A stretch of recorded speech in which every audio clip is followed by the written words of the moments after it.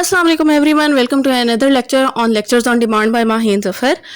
आज हम जियोग्राफी से रिलेटेड ही एक और टॉपिक की बात करेंगे जो कमेंट में आया हुआ था कि स्ट्रक्चर ऑफ अर्थ के बारे में बता दें कि अर्थ का स्ट्रक्चर किस तरह का है। तो इंटरनल स्ट्रक्चर ऑफ अर्थ के बारे में आज हम बात करेंगे कि ये जो ज़मीन हमें नज़र आती है जिसके ऊपर हम चल रहे हैं, क्या ये अंदर से ऐसी ही है?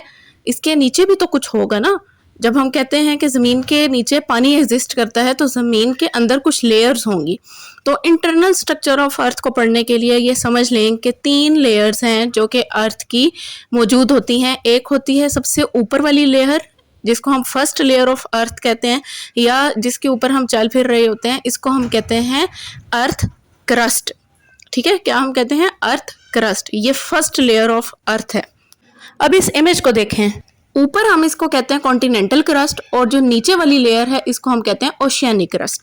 अब इन दोनों में फ़र्क क्या है? Continental crust as the name indicates के कॉन्टिनेंट्स के ऊपर है, यानी कि जो लैंड एरियाज हैं उसके ऊपर मौजूद है, और ओशियानिक क्रस्ट जो है वो अंडर द सी है, ठीक है, या वाटर के नीचे मौजूद है। तो अर्थ क्रस्ट बेसिकली वो एरिया है जहाँ पे हम वॉक करते हैं, चलते फिरते हैं। सेकेंड लेयर कौन सी है? सेकेंड लेयर को कहते हैं मेंटल। अगर हम ज़मीन को ड्रिल करते हैं, हम खोद के देखते हैं कि इस के नीचे क्या है, तो बहुत ज़्यादा किलोमीटर्स के नीचे 100 to 2900 किलोमीटर नीचे तक एक लेयर है जिसे अर्थ मेंटल कहा जाता है। ठीक है, ऊपर अर्थ क्रस्ट थी और नीचे क्या है? अर्थ मेंटल।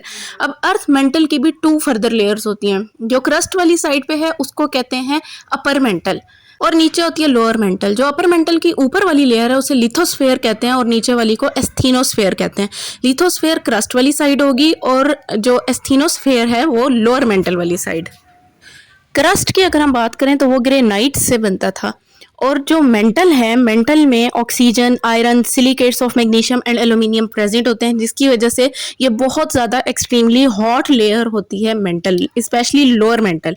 अब हम रॉक्स में पढ़ेंगे कि इग्नियस रॉक्स होती हैं जो इसी लेयर के हॉट टेम्परेचर की वजह से, हाई टेम्परेचर की वजह से लावा या मैग्मा का बाइस बनती हैं। अब मैग्मा क्या है? जब हाई प्रेशर की वजह से ये रॉक्स मोल्टन फॉर्म में आ जाती हैं, लेकिन वो अभी अंदर मौजूद है अर्थ क्रस्ट के, तो उनको हम मैग्मा कहते हैं। और जब ये माउंटेन या अर्थ क्रस्ट से बाहर आती हैं तो इनको हम कहते हैं लावा।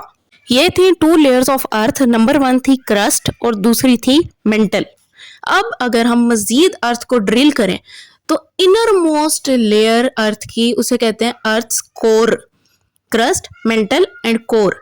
तो ये थर्ड लेयर है कोर, जिसकी वजह से ग्रेविटी एग्जिस्ट करती है। हर चीज़ अर्थ की तरफ अट्रैक्ट होती है, चाहे कोई भी चीज़ हम थ्रो करें, हम खुद खड़े हैं तो हम ज़मीन की तरफ अट्रैक्ट हुए होते हैं। इसी तरह अगर हम कुछ भी थ्रो करते हैं तो वो ज़मीन की तरफ ही जाता है, चाहे वो बाउंस बैक करके वापस हवा में आ जाए, लेकिन जाना उसने ज़मीन की तरफ ही है। क्यों? Due to the attractive force which is called as gravity, जो 2900 kilometre down the earth crust third layer से प्रोड्यूस हो रही है। आउटर कोर लिक्विड फॉर्म में होती है जबकि इनर कोर सॉलिड फॉर्म में होती है। ये भी मैं आपको बता दूं कि क्यों, due to the presence of iron and nickel. अब आयरन एंड निकल तो दोनों लेयर्स में मौजूद है, आउटर कोर में भी हैं, इनर कोर में भी हैं।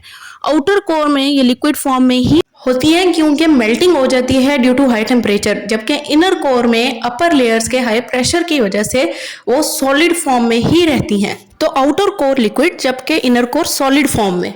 Due to high pressure and temperature ये अर्थ लेयर जो है ये मैग्नेटिक फील्ड क्रिएट करती है अराउंड द अर्थ, जिसकी वजह से अर्थ की तरफ हर चीज़ अट्रैक्ट होती है।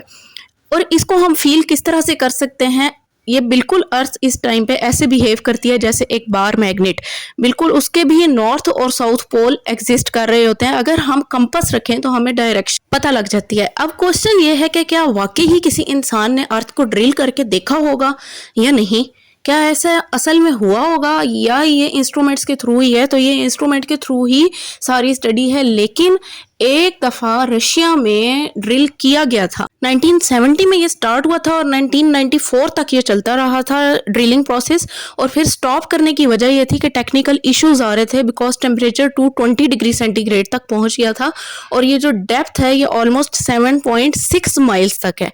यही सबसे बड़ा होल है और इसको कहते हैं Kola super deep bore hole Russia. ये रशिया में लोकेटेड है।